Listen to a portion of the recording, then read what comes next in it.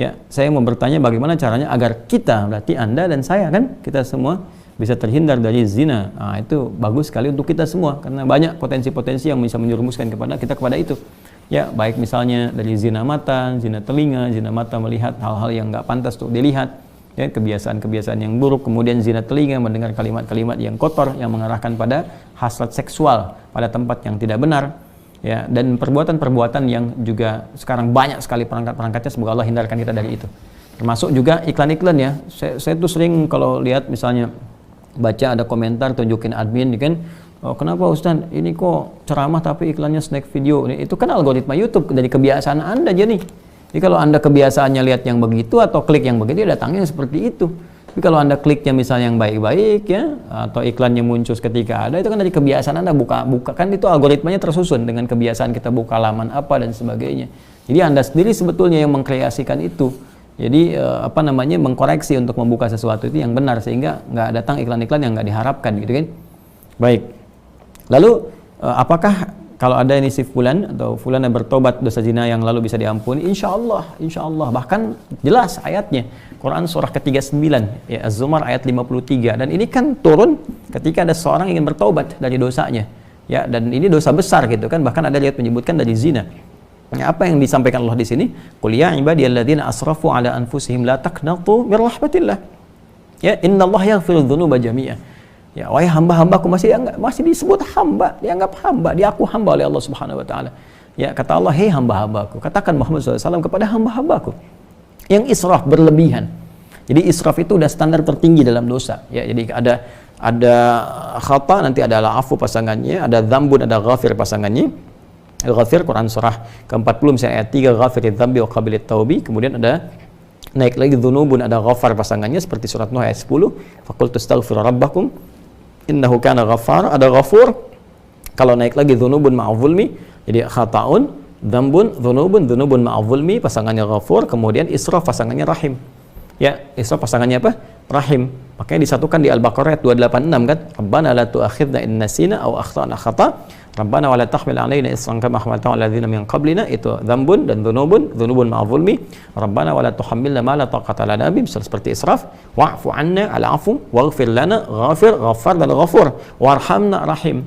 Nah, tingkat tertinggi ini dosa-dosa besar, seperti zina kan dosa besar. Yang membunuh dosa besar.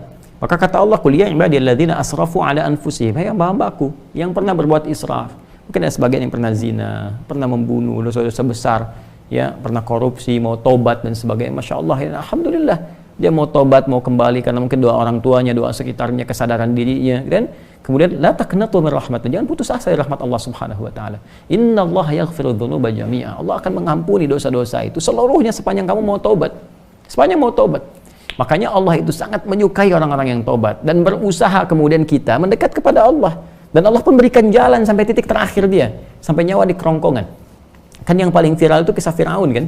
Ya, Firaun, Allah menerapkan keadilan, memberikan contoh kepada kita. Ini Firaun, sefiraun-firaunnya, ya, yang merasa paling kuasa, hobi bunuh orang dan sebagainya, zalim dia, masih diberikan kesempatan untuk tobat dengan diberikan bimbingan dari dua nabi. Kurang apa coba Musa dengan Harun? Ya, diutus untuk Firaun. Ya, idhaba ila fir'auna innahu tagha. Datanglah kepada Firaun, dakwahi dia dengan penuh kelembutan. Dia sudah mulai menyimpang. Jadi bukan masalah kekuasaannya yang salah. Kekuasaan silahkan berkuasa, nggak ada masalah gitu kan. Cuma ketika menyimpang dari kekuasaan, ingatkan kata Allah. Diingatkan itu karena sayang. Kalau nggak sayang dibiarin. Ya, oke, kalau ada ulama bisa mengingatkan, ustaz mengingatkan, kita yang keliru dan sebagainya, nggak usah marah. Kan? Nah, kalau kebaikan kita terima dengan cara yang baik dan mengingatkan pula dengan cara yang baik. Karena kalimat Qur'annya faqula lahu qawlan layyina, katakan dengan cara yang lembut. Ya, supaya dengan kelembutan itu la'allahu yatadzakkara aw yakhsha. Mungkin dengan kelembutan itu dia sadar. Ya, ingat kembali bahwa keliru, dia khawatir, dia takut dengan Allah Subhanahu wa taala. Jadi Firaun pun dapat diberikan petunjuk oleh Allah dengan dua nabi. Bayangkan, cuman dianya yang nggak mau. Ya, begitu nyawa ke kerongkongan baru munculkan daya tawar gitu. Itu yang jadi persoalan. Ya, jadi semua punya kesempatan untuk kembali. Makanya saya sering katakan Allah sangat mencintai para pelaku maksiat yang gemar bertobat dibandingkan orang soleh yang tidak pernah merasa salah.